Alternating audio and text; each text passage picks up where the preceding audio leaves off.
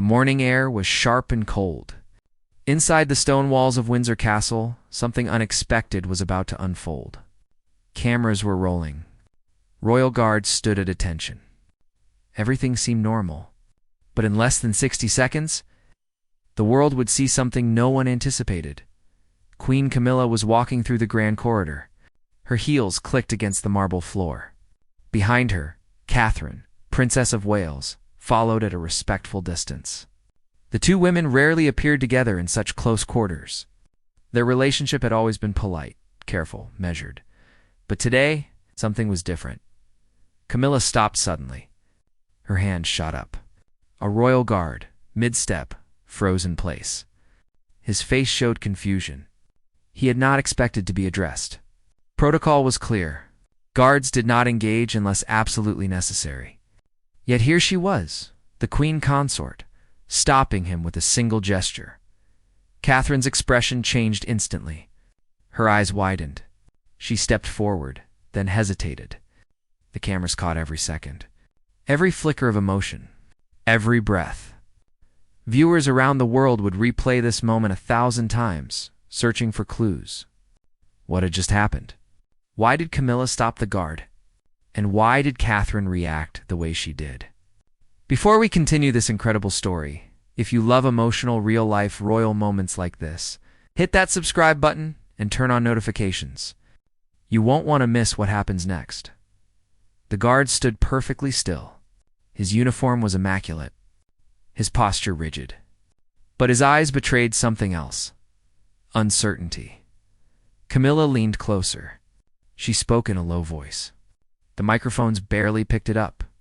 Catherine took another step forward. Her hand moved to her chest. She looked as if she wanted to intervene, but couldn't decide whether she should. Royal protocol is strict. There are rules for everything. How to stand. How to speak. How to move. Breaking those rules even slightly sends a message. And Camilla had just broken one. She had stopped a working guard during an official walkthrough. The implications were enormous. Catherine's jaw tightened. Her fingers curled into a fist at her side. She glanced toward the cameras, then back at Camilla. For a moment, it seemed like she might say something. The tension was thick enough to cut. The other guards remained motionless, but their attention had shifted. Everyone was watching now. Camilla finally stepped back. The guard's shoulders relaxed, but only slightly. He nodded once, then resumed his position. But something had changed. Catherine's face was flushed. Her breathing was faster. She moved to Camilla's side, leaning in close. Her lips moved, but no sound reached the cameras. Whatever she said, it was meant only for Camilla's ears. The two women stood there for what felt like an eternity. In reality, it was less than 10 seconds. But those 10 seconds would ignite a firestorm of speculation. Body language experts would analyze every gesture. Royal commentators would debate the meaning for weeks. The public would choose sides. What had Camilla said to the guard? Why had she stopped him? And why did Catherine look so shaken? The answers would soon reveal a truth no one expected. A truth that would change how the world saw both women forever. Asterisk, the corridor fell silent. Camilla turned and continued walking. Her pace was slower now, more deliberate. Catherine followed, but her posture had changed. She was no longer the composed princess the world knew. Her hands trembled slightly. Her eyes remained fixed on the back of Camilla's head. Staff members who witnessed the scene exchanged glances. They had worked in the royal household for decades. They had seen disagreements, tense moments, even arguments. But this felt different. This felt personal. One aide would later describe it as watching two storms collide. The cameras continued recording. In the age of social media, nothing stays private for long. Within hours, the footage would be uploaded. Within minutes after that, it would go viral. Millions would watch. Millions would comment. Theories would spread like wildfire. But the truth was stranger than any theory. Catherine quickened her pace. She caught up to Camilla near the entrance to the state apartments. Her voice was low, but firm. Camilla stopped again. This time, she turned to face Catherine directly. The two women stood face to face. Neither looked away. Neither backed down. A palace photographer positioned nearby captured the moment. The image would become iconic. Two powerful women. Two very different expressions. Camilla's face showed something unexpected. Not anger. Not defiance. Something softer. Something almost vulnerable. Catherine's expression was harder to read. Her eyes glistened. Was it anger? Or was it something else? The guard from earlier remained at his post, but his mind was racing. What he had heard would haunt him for days. Camilla's words had been simple, direct. They had cut through years of formality and protocol. She had asked him a question. A question about his family, about his young daughter, about the hospital appointment he had requested time off for but had been denied. How did she know? The guard had mentioned it to no one except his direct supervisor. Yet somehow, Camilla knew. She had stopped him to tell him something. Something that would change everything. She had personally intervened. She had made a call. His request had been approved. He could be with his daughter.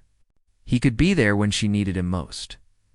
The guard's eyes had filled with tears when she told him. He had fought to maintain composure. Royal guards do not cry. They do not show emotion. But in that moment, he was not a guard. He was a father, and Camilla had seen that. She had seen him as a human being, not just a uniform. Catherine had witnessed this exchange. She had seen the guard's reaction. She had seen the tears he tried to hide. And suddenly, everything made sense. Her expression shifted from confusion to understanding, then to something deeper. Something profound. She had misjudged the situation. She had assumed the worst, but the reality was the opposite. Camilla had broken protocol for compassion. She had stopped a guard not to scold him, not to assert authority, but to show kindness, to show humanity. It was a side of Camilla the public rarely saw, a side that Catherine, despite years in the royal family, had not fully understood until this moment. Catherine's hand moved to her mouth. Her eyes closed briefly. When she opened them again, tears were visible. She reached out. Her hand touched Camilla's arm, gently, carefully. It was a gesture that spoke volumes, an apology without words, an acknowledgement of something deeper than protocol or position. Camilla's lips curved into a small smile. She placed her hand over Catherine's. The tension dissolved. In its place, something new emerged. Understanding, respect, perhaps even the beginning of something that had been missing for too long.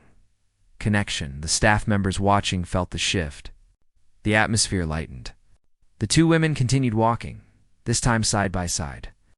Their pace matched, their shoulders almost touching. It was a subtle change, but everyone noticed. Something had fundamentally shifted between them. Asterisk, the state apartments were quiet. Sunlight streamed through tall windows. Dust particles danced in the golden light. Camilla and Catherine entered together. The doors closed behind them. For the first time that morning, they were alone. No cameras, no staff. Just two women who had spent years performing roles, now facing each other without the weight of public scrutiny. Catherine spoke first. Her voice cracked slightly. She apologized. Not just for assuming the worst moments earlier, but for something deeper. For years of distance. Four walls built out of caution and expectation.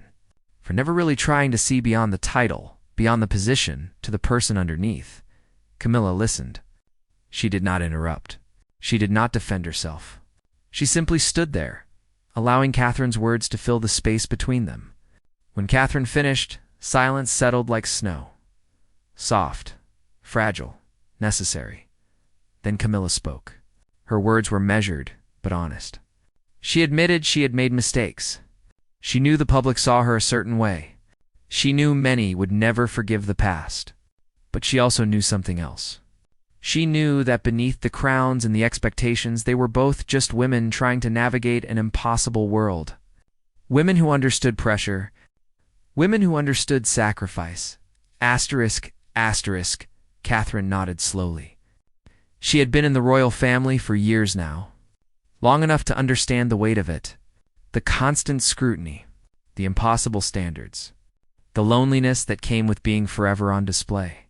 She had always assumed Camilla was different, that somehow, because of her position, because of her history, she was immune to those struggles. But looking at her now, Catherine realized how wrong she had been. Camilla moved to the window. She gazed out at the gardens below. Her reflection in the glass looked tired. Older than her years, she spoke about the guard, about how she had learned of his situation purely by chance. A overheard conversation, a casual mention. Most would have ignored it, but she couldn't. She had remembered her own struggles as a mother. The fear when a child is sick, the helplessness when duty demands you be somewhere else. So she had acted quietly, without fanfare.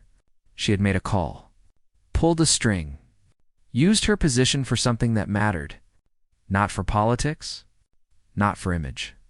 For a father who needed to be with his daughter, for a little girl who needed her father. It was such a small thing in the grand scheme of royal life, but it was everything to that family.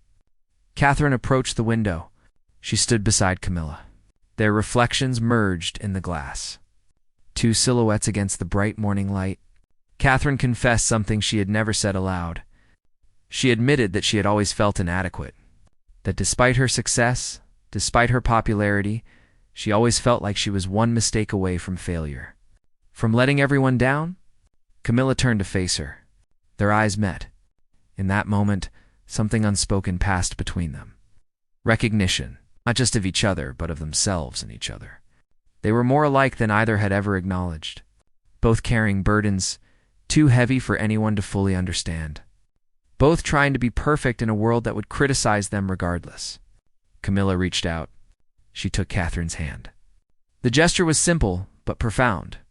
It was an offer, not of alliance or strategy, but of genuine friendship, of support, of solidarity in a world that often felt impossibly isolating. Catherine squeezed back. Her grip was firm, accepting. They stood like that for a long moment. Two women who had circled each other for years, maintaining careful distance, finally crossing the divide. Outside life in the castle continued. Guards changed positions. Staff completed their duties. The world kept turning. But inside that room, something precious had taken root. When they finally left the state apartments, they walked together with a new energy. There was lightness in their steps, a ease that had not existed before. Staff members noticed immediately. The change was unmistakable. Whatever had happened during those private moments had transformed something fundamental. The guard whose life Camilla had touched watched them pass. He stood straighter now, not just out of duty, but out of genuine respect. He would never forget what she had done, how she had seen him when he felt invisible, how she had acted when action would have been easier to avoid. He nodded as they passed. Camilla acknowledged him with a warm smile. Catherine did the same. Asterisk news of the encounter spread through the castle like ripples in water. Staff whispered in hallways. Speculation grew. But those who knew the full story remained silent. They understood that what had happened was sacred in its own way. A private moment of human connection in a world built on public performance. By afternoon, the footage from the morning had made its way online. The video showed Camilla stopping the guard. It showed Catherine's reaction. It showed the hand on the arm, the tears, the moment of connection, but it did not show what happened behind closed doors. It could not capture the conversation that changed everything. Social media exploded. Comments poured in by the thousands. Some praised Camilla. Others criticized her. Some defended Catherine. Others questioned her emotions. The internet did what it always does. It picked sides. It created narratives. It turned a complex human moment into simple, digestible content. But the truth remained hidden beneath the surface. Royal commentators appeared on television. They analyzed body language. They discussed historical tensions. They speculated about power dynamics and family rifts. Expert after expert offered opinions. But none of them knew what had really happened. None of them understood the quiet revolution that had taken place in those state apartments. Catherine returned to her duties that afternoon with a new perspective. She attended a scheduled engagement at a local hospital. Cameras followed her every move. Journalists asked questions. She smiled. She answered graciously. But inside, she was different. She saw things she had not noticed before. The nurse who looked exhausted, the janitor who worked unseen, the security guard who stood for hours without complaint. She made small changes, subtle gestures. She took an extra moment to thank the nurse by name. She acknowledged the janitor with genuine appreciation. She asked the security guard how his day was going. These were not grand actions. They would not make headlines. But they mattered. They mattered to the people who received them. And they mattered to Catherine, who was learning what Camilla already knew. That power is not just about position. It is about presence, about seeing people, about using whatever influence you have to make someone's day a little lighter. Camilla, meanwhile, continued her own schedule. She attended a charity luncheon. She gave a brief speech about community support. Her words were measured and appropriate. But those who knew her well noticed something different in her delivery. A warmth that had not been there before. An openness that suggested walls were coming down. After the event, an elderly woman approached her. The woman was hesitant, nervous. She apologized for interrupting, but wanted to say something. She had read about Camilla helping the guard. She did not know if the story was true, but she hoped it was. Because her own son was in the military? And sometimes she worried that the people in charge forgot that soldiers and guards, and all those in uniform, were also sons and daughters and fathers and mothers. They were human beings with families and fears and hopes. Camilla listened, really listened. She took the woman's hand. She assured her that she understood, that she would never forget. The woman's eyes filled with tears. She thanked Camilla and walked away. But that brief exchange stayed with Camilla for the rest of the day. It reminded her why the small acts mattered, why stopping that guard had been important. Not for publicity, not for image, but because it was right, because it was human. That evening, Catherine called Camilla. It was not a formal call arranged by staff. It was personal, spontaneous.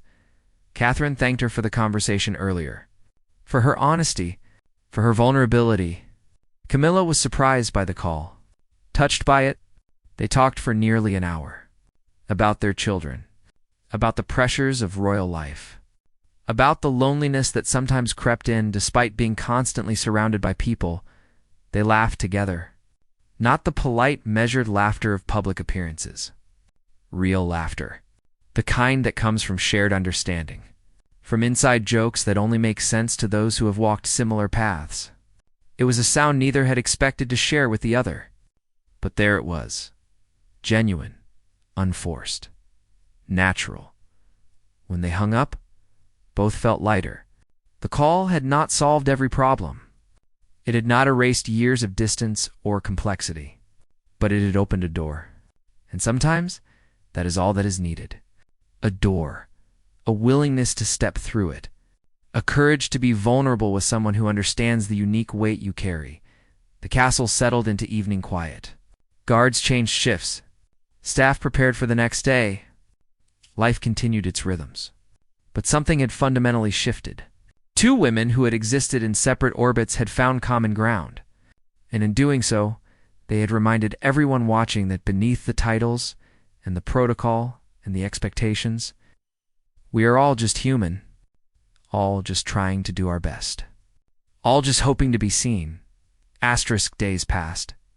The viral video began to fade from trending pages. News stories captured public attention. But for those directly involved, the impact continued to unfold. The guard whose daughter needed him returned to work a week later. His face showed exhaustion, but also profound relief. His daughter's appointment had gone well.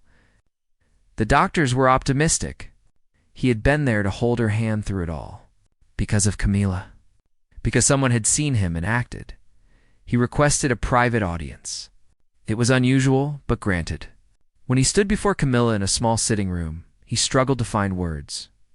His training had prepared him for many situations, but not for this. Not for facing someone who had changed his family's life with a single act of kindness. He managed to thank her. His voice was thick with emotion. He told her about his daughter, about how scared she had been, about how much it meant that he could be there.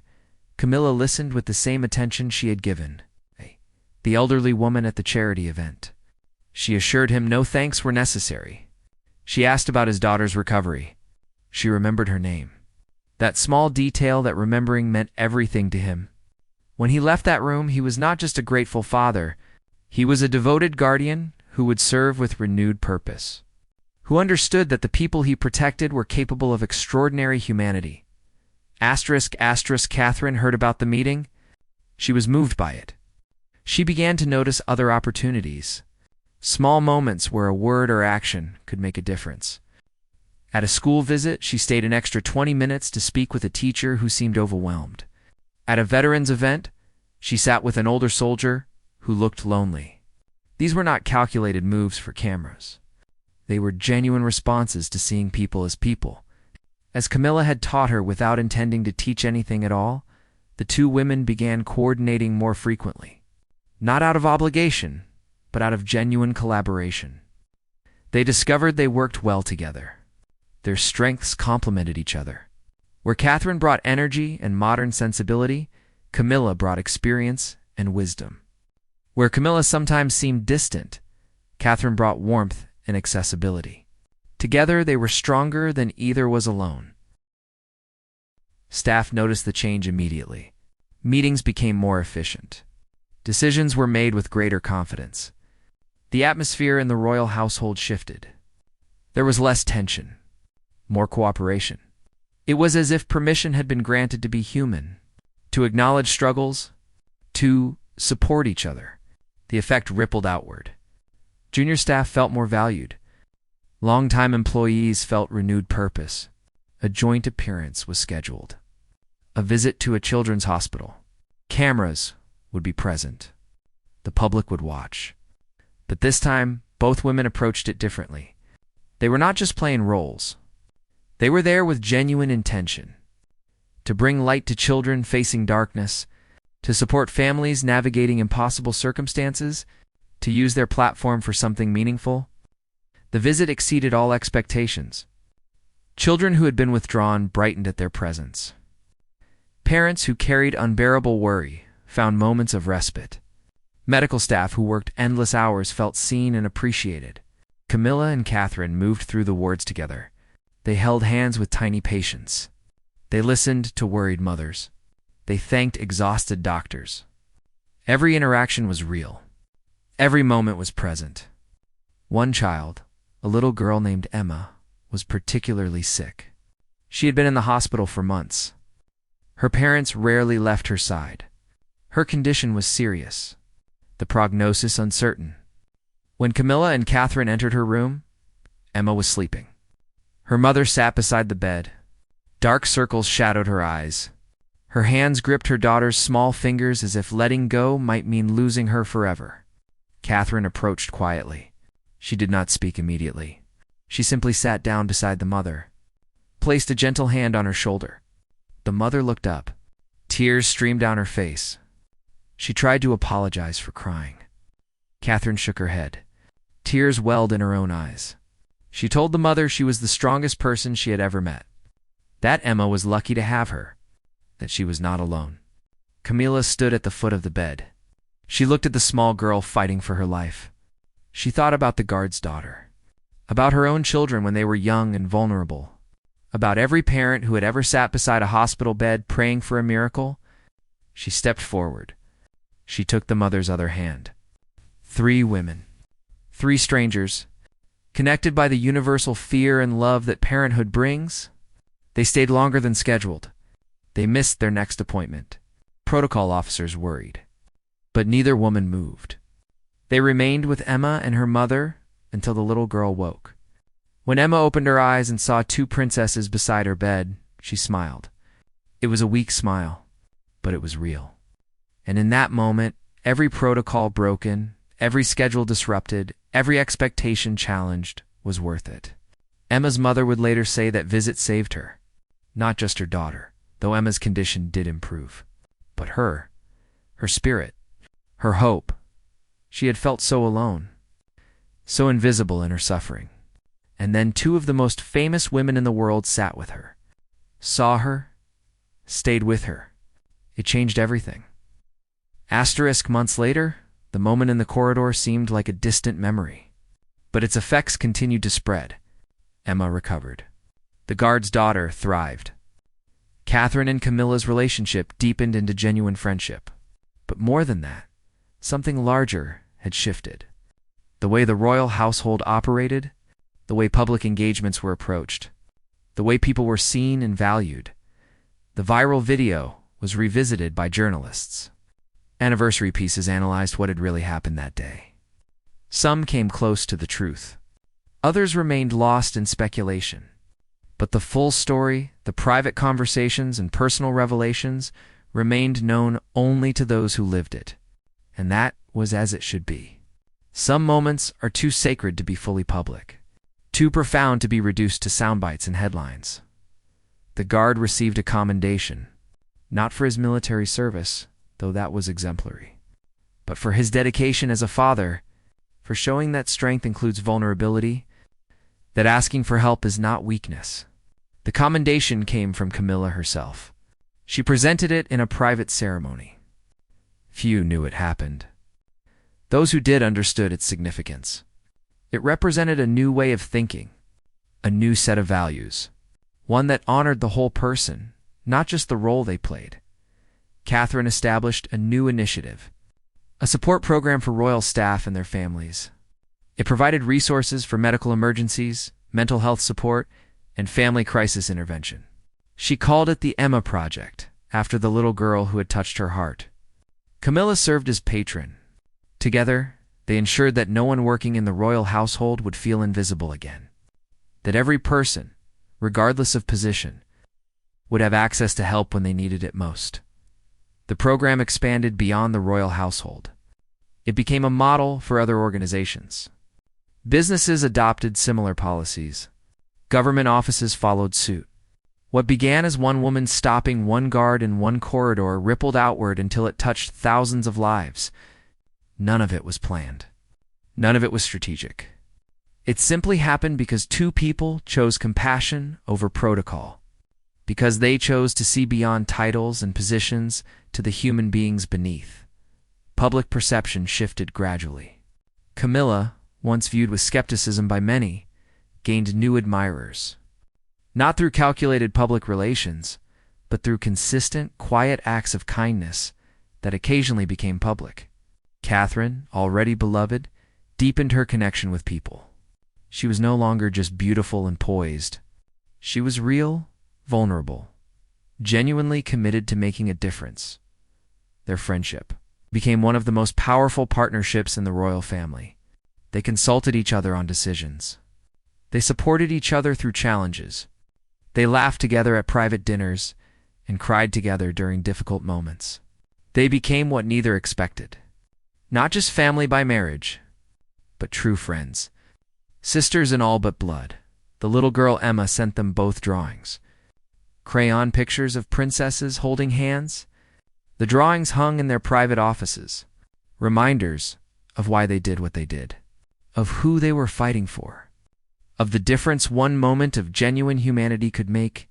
Years would pass. The royal family would face other challenges. Other controversies. Other moments of crisis and triumph. But the foundation built that day in the corridor remained strong. It became part of the legacy both women would leave behind. Not the grand ceremonies or historic events, but the quiet revolution of kindness. The insistence that power should serve people, not the other way around. The guard eventually retired. But before he did, he requested one final meeting. He brought his daughter, now healthy and thriving. She was shy, but determined. She had written a letter. She read it aloud to both Camilla and Catherine. She thanked them for giving her back her father when she needed him most. She told them she wanted to grow up to help people the way they had helped her family. She promised to remember that kindness is not weakness, that seeing people is the greatest power anyone can have. When she finished, there was not a dry eye in the room. The little girl, no longer so little, had captured the truth of everything that had happened. had distilled months of change and growth into simple, perfect words. She had reminded them why they kept going, why they kept choosing compassion even when it was difficult, even when it was questioned, even when it would be easier to simply follow protocol and ignore the person behind the uniform. The cameras never caught that final meeting. There was no viral video, no trending hashtag, no media frenzy, but everyone in that room knew they had witnessed something rare, something precious. A closing of a circle that began with one spontaneous act of kindness and ended with the promise that such kindness would continue, would spread, would change the world one person at a time. Camilla and Catherine walked together from that meeting in comfortable silence. They did not need words. They understood each other completely now. Understood the weight they carried and the privilege they had to carry it. Understood that their greatest legacy would not be written in history books or remembered in grand monuments. It would live in the hearts of people whose lives they touched. In the guard who got to be with his daughter, in the little girl who survived and thrived, in the mother who found hope in her darkest hour. That evening, as the sun set over Windsor Castle, both women stood at different windows in different rooms. But they were thinking the same thought, feeling the same gratitude, not for their positions or their power, but for the moment when everything changed, when a guard was stopped, when assumptions were challenged, when two women found friendship in the last place either expected, when humanity triumphed over protocol, when love in its simplest and most profound form reminded everyone watching that beneath every crown, every title, every role we play, we are all just human beings hoping to be seen, hoping to matter, hoping to make a difference. And they had. They really had.